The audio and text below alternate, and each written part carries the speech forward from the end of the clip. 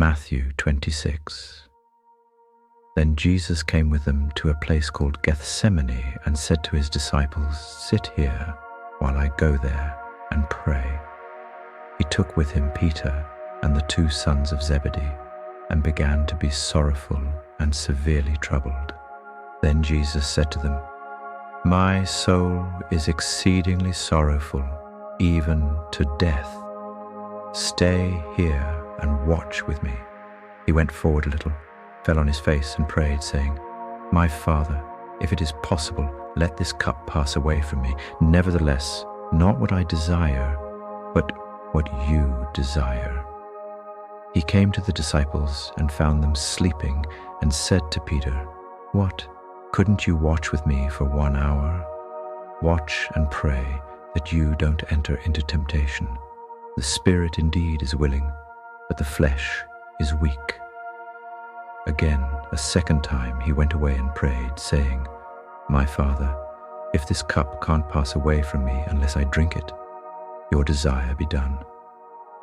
He came again and found them sleeping, for their eyes were heavy. He left them again, went away, and prayed a third time, saying the same words. Then he came to his disciples and said to them, "Are you still sleeping and resting? Behold, the hour is at hand, and the Son of Man is betrayed into the hands of sinners. Arise, let's be going. Behold, he who betrays me is at hand." While he was still speaking, behold, Judas, one of the 12, came, and with him a great multitude with swords and clubs, from the chief priests and elders of the people. Now he who betrayed him had given them a sign, saying, "Whoever I kiss, he is the one. Seize him." Immediately he came to Jesus and said, "Greetings, Rabbi," and kissed him. Jesus said to him, "Friend, why are you here?" Then they came and laid hands on Jesus and took him. Behold, one of those who were with Jesus stretched out his hand and drew his sword and struck the servant of the high priest and cut off his ear.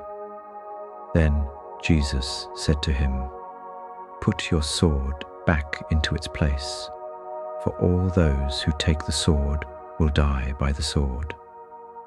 Or do you think that I couldn't ask my Father, and he would even now send me more than 12 legions of angels? How then would the scriptures be fulfilled that it must be so?" In that hour Jesus said to the multitudes, "Have you come out as against a robber with swords and clubs to seize me? I sat daily in the temple teaching, and you didn't arrest me. But all this has happened that the scriptures of the prophets might be fulfilled." Then all the disciples left him and fled. Those who had taken Jesus led him away to Caiaphas the high priest, where the scribes and the elders were gathered together. But Peter followed him from a distance to the court of the high priest and entered in and sat with the officers to see the end.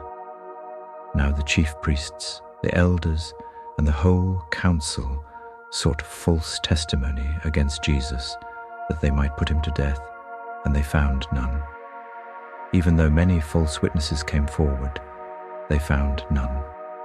But at last 2 false witnesses came forward and said, "This man said, 'I am able to destroy the temple of God and to build it in 3 days.'" The high priest stood up and said to him, "Have you no answer? What is this that these testify against you?" But Jesus stayed silent. The high priest answered him, "I adjure you by the living God that you tell us whether you are the Christ, the Son of God." Jesus said to him, "You have said so. Nevertheless, I tell you, after this you will see the Son of Man sitting at the right hand of power and coming on the clouds of the sky." Then the high priest tore his clothing, saying, "He has spoken blasphemy. Why do we need any more witnesses? Behold, now you have heard his blasphemy. What do you think?" They answered, "He is worthy of death." Then they spat in his face and beat him with their fists, and some slapped him, saying, "Prophesy to us, you Christ. Who hit you?" Now Peter was sitting outside in the court, and a maid came to him, saying, "You were also with Jesus the Galilean."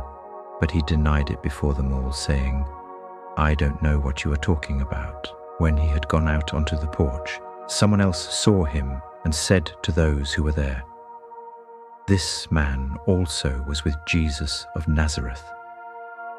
Again he denied it with an oath, "I don't know the man." After a little while, those who stood by came and said to Peter, "Surely you're also one of them, for your speech makes you known."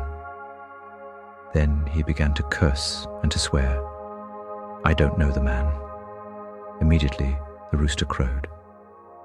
Peter remembered the words which Jesus had said to him, "Before the rooster crows, you will deny me 3 times." Then he went out and wept bitterly.